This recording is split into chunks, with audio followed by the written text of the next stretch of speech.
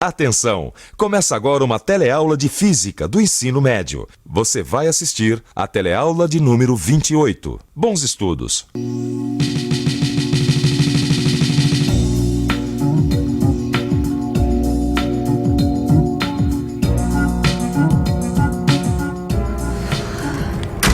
Você já passou pela experiência de ter um carro enguiçado no meio de uma rua com o capô aberto e ficar olhando aquele monte de peças sem saber o que elas significam?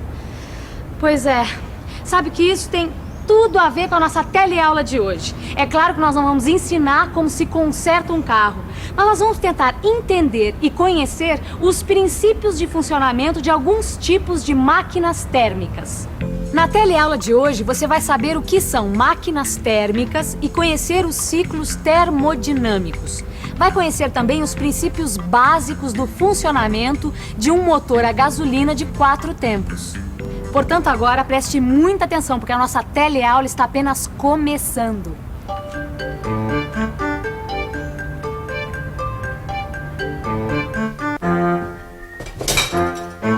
Ô, Gil, posso saber o que você está fazendo aí? Ô Vicente, você lembra daquela história toda que a gente viu sobre o gás? Lembro. Que o gás pode realizar trabalho, energia térmica, a energia interna de um gás, da primeira e da segunda lei da termodinâmica, tá lembrado? Lembro, a gente estudou isso tudo. O que tem? Então, ó, eu tava pensando e tentando compreender como eu posso fazer um motor que transforma energia térmica em trabalho, ou mesmo energia em movimento, sacou? Você tem que se valer do fato de que um gás, quando se expande, pode realizar um trabalho. A gente aprendeu isso. Não, exatamente, essa que é a ideia, entendeu? Agora, para eu fazer um motor trabalhar continuamente, eu vou precisar de uma quantidade muito grande de gás. Isso é verdade. Agora, e para eu conseguir um recipiente para abrigar todo esse volume, vai ficar muito caro. Vai ficar muita grana. Sabe o que você pode fazer? Então aqui, ó. Você pode usar uma panela de pressão. Imagina, se você controlar o gás, o vapor que sai da válvula dela, você pode usar ele para alguma coisa. Olha, Não, boa sabe ideia? que não é uma má ideia. Agora, fazer um motor de panela de pressão, pensando bem, pode ser perigoso, viu, Vicente? Não pode ser mesmo, né? Ó, Não sei. que tal a gente fazer um pequeno projeto de máquina a vapor? Vamos fazer? Vamos? Vamos. Então vamos. Não é de hoje que o homem está procurando soluções através da tecnologia. Não, eu estou dizendo isso porque eu achava que as máquinas a vapor eram uma ideia bem recente na história. Mas estava lendo aqui que é uma ideia muito antiga. Na antiga Grécia, um homem chamado Heron já havia construído uma máquina a vapor. Não, incrível isso, não? Só que naquele tempo, ela não era ainda usada como máquina mesmo, para alguma finalidade, como na época moderna. Era assim mais uma curiosidade. Puxa, será que daria para construir um modelo bem simples de máquina a vapor? Daria para fazer um modelo da máquina de Heron com um material bem simples, talvez até com uma lata de refrigerante dessas. Realmente não parece uma experiência difícil de fazer, né? E você, não gostaria de participar? Olha só, a primeira coisa a fazer é arranjar uma lata cilíndrica como essa aqui, aí fazer 2 furos oblíquos, como esse aqui. Você pode utilizar um prego para fazer esse furo, certo? A função desses orifícios é, quando a água entrar em ebulição, o vapor formado por ela deve sair pelos orifícios em jatos contrários, tangentes à parede da lata, certo? Agora, muito cuidado, porque você deve tampar a lata cuidadosamente para que o vapor saia somente pelos orifícios, certo? Depois nós temos que suspender a lata, como esta aqui está suspensa. Aí nós vamos aquecer a água que está na lata com uma chama. Então vamos lá. Aí é só observar o movimento da lata conforme o vapor vai sendo expelido. Não é que a nossa maquininha funcionou, meu? Rapaz, tô Olha me só. sentindo um verdadeiro inventor, viu? Sabe o que eu tava pensando? A gente podia usar essa máquina pra puxar o jornal lá da portaria, hein? Mas isso é olha, legal. tinha que ser, eu acho que uma máquina bem maior e bem mais eficiente que essa aí, viu, Vicente? Você acha? E como é que ia ter que ser essa máquina, então? Não sei. Vamos colocar a cabeça pra funcionar, rapaz. Que tal a gente pensar um pouco, hein? Vamos pensar um pouco. Deixa eu pensar um pouco. Teria que ser alguma coisa mais ou menos assim. como a roda de uma locomotiva presa a um pistão. Bom, eu já sei que um gás se expande quando aquecido. É o que acontece na panela de pressão. Como numa locomotiva, ao aquecer o gás no interior do êmbolo, ele se expande e a roda gira meia volta. Quando o gás resfria, ele dá outra meia volta, completando assim uma volta inteira. Esse movimento de vai e vem é transformado num movimento circular do eixo do motor. Puxa, assim daria para essa máquina apanhar mesmo um peso. Essa máquina teria muito mais eficiência que a outra. A coisa mais importante para uma máquina, Rosinha, é que ela seja eficiente, não é? Em outras palavras, que a energia fornecida a essa máquina seja quase toda transformada em trabalho. Dá para escrever isso até matematicamente. Olha só, o rendimento de uma máquina é a razão entre o que é utilizado pela máquina, ou energia útil, que pode ser expressa como trabalho realizado pela máquina, e a energia cedida, no total para a máquina, por uma fonte quente. Bom, eu vou tentar então fazer o esquema de uma máquina térmica, ó. É um bom esquema, Rosinha, mas olha só, do jeito que você fez, o trabalho realizado por essa máquina é igual à diferença entre o calor que entra na máquina, fornecido pela fonte quente, e o calor que não é utilizado para realizar trabalho e é cedido à fonte fria. Isso pode ser escrito deste modo: tal é igual a ΔQ da fonte quente menos ΔQ da fonte fria. O que a gente pode fazer agora é substituir esta equação naquela outra que a gente viu. Assim nós vamos ter uma relação entre o rendimento e as trocas de calor envolvidas.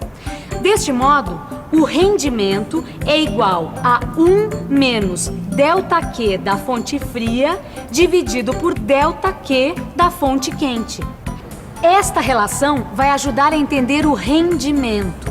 Veja bem, se a fonte quente fornece uma certa quantidade de calor, que é igual à quantidade de calor cedida à fonte fria, não sobra nenhuma energia para a realização de trabalho. Ou seja, esta razão aqui, ΔQ da fonte fria sobre ΔQ da fonte quente, será igual a 1. E este resultado indica que o rendimento é nulo. A máquina não vai funcionar. Bom, deixa eu ver se eu entendi. Isso quer dizer que toda energia cedida à máquina térmica foi perdida na fonte fria sem realizar nenhum trabalho. Exato. A melhor situação de rendimento da máquina é aquela onde a razão entre o calor que entra e o calor que sai é bem pequena. Aí sim, quase todo o calor cedido pela fonte quente irá se transformar em trabalho. Então nós vamos precisar de duas fontes térmicas com temperaturas bem diferentes para aumentar o rendimento da máquina térmica. Essa é uma das consequências da segunda lei de termodinâmica aplicada à construção das máquinas térmicas que você aprendeu na última teleaula de física. Ou seja, o estabelecimento de uma fonte quente e de uma fonte fria para que se consiga obter trabalho na máquina. A primeira pessoa a projetar uma máquina a vapor para realizar trabalho foi um inglês chamado James Watt. E um outro cientista chamado Sadi Carnot estabeleceu o limite da eficiência de uma máquina térmica. O que isso quer dizer? Quer dizer, simplesmente, obter um máximo de trabalho com uma quantidade limitada de energia. Essa receita de motor ideal recebeu o nome de ciclo de Carnot. Carnot demonstrou que a quantidade de calor cedida pela fonte quente é diretamente proporcional à sua temperatura. Assim como a temperatura da fonte fria é diretamente proporcional à quantidade de calor recebida por ela ao fim da transformação. Ou seja, a razão entre o calor cedido pela fonte quente e o calor recebido pela fonte fria é igual à razão entre as suas temperaturas. Ou ainda, em termos de rendimento da máquina térmica, podemos escrever deste modo. O que significa que se a fonte fria estivesse a uma temperatura de 0 graus Kelvin, todo o calor da fonte quente se transformaria em trabalho e o rendimento seria 100%. Pois é, mas o 0 Kelvin ou 0 absoluto não pode ser alcançado. Eu já li isso em algum lugar, Gil. Então isso significa que vai ser impossível a gente obter um rendimento igual a 1. Exatamente. Então esse é o significado da segunda lei da termodinâmica. Sempre vai ter uma parte que vai se perder, entendeu? Vai ter uma parte do calor que vai para uma fonte fria e a gente não vai poder utilizar na realização do trabalho. É aquele processo irreversível, entendeu? É isso mesmo. Mas tudo bem, olha, mesmo assim, com os novos conhecimentos que a gente acabou de adquirir, nós vamos poder incrementar a nossa máquina, fica tranquilo. Não, sem dúvida. A começar que a gente já sabe que a gente precisa de uma fonte fria e uma fonte quente para obter o trabalho do gás, não é isso? É, e que também a gente já sabe que quanto maior a diferença de temperatura entre as fontes, maior é o rendimento da máquina térmica. Exatamente. Não é isso? Então, peraí, vamos para o último desenho, vai. Olha só que engenho. O vapor recebe calor da fornalha e é injetado no cilindro pela válvula A, enquanto a válvula B permanece fechada. A pressão do vapor sobre o cilindro faz com que esse se mova para cima. Antes da volta do cilindro, abre-se a válvula B e fecha-se a A. O vapor, então, escapa para o condensador, onde uma corrente de água fria provoca a sua condensação, reduzindo a pressão. Ô Gil, ficou bacana o projeto da nossa máquina, viu? Gostei. Só tava pensando uma coisa. Para construir essa máquina, a gente vai acabar trabalhando muito mais do que ela, viu? Aliás, eu não consigo imaginar como seria o mundo de hoje sem esses inventos. Não é verdade? O refrigerador.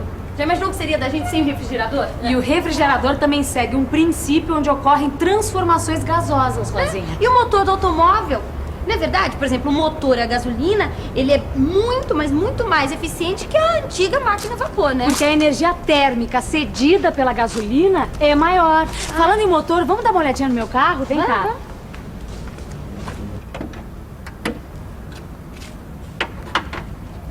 Olha só, Rosinha, esse tipo de motor de automóvel é chamado de motor de 4 tempos, porque ele segue 4 etapas: compressão, ignição, expansão e exaustão. Exatamente! Na compressão, uma mistura de gasolina e ar é injetada pela válvula de admissão dentro da câmara de combustão. O pistão sobe comprimindo a mistura, aumentando assim sua pressão e temperatura. Depois vem a ignição. Aqui existe um dispositivo, a vela, que solta uma faísca. Essa faísca vai inflamar a mistura que está muito comprimida, gerando uma explosão, que por sua vez gera gases residuais a uma pressão muito maior. A terceira etapa é a expansão. Com o aumento da pressão e temperatura, os gases residuais da explosão se expandem rapidamente, impelindo o pistão para baixo. Finalmente, vem a exaustão. Quando chega aqui, a válvula de escape está aberta e a de admissão fechada. Isso permite que os gases residuais saiam da câmara de combustão para que o ciclo se reinicie. Eu acho que o motor do meu carro está precisando de uma boa revisão. Ótima ideia. E eu acho que a gente também está precisando de uma revisão, você não acha? E atenção, se liga aí, que é a hora da revisão. Na teleaula de hoje, você viu como funciona uma máquina térmica e quais são os princípios de uma máquina a vapor. Aprendeu que existe um limite máximo para a transformação de calor em trabalho. Aprendeu também que é necessária uma fonte quente e uma fonte fria para que se possa obter trabalho de uma máquina térmica. Constatou que o limite de rendimento de uma máquina térmica está contido na expressão da segunda lei da termodinâmica. Finalmente, conheceu os princípios básicos de funcionamento de um motor a gasolina de 4 tempos. Agora é hora de você colocar em prática tudo o que você aprendeu, estudando atentamente seu livro de física, resolvendo os exercícios e procurando tirar todas as dúvidas. Até a próxima!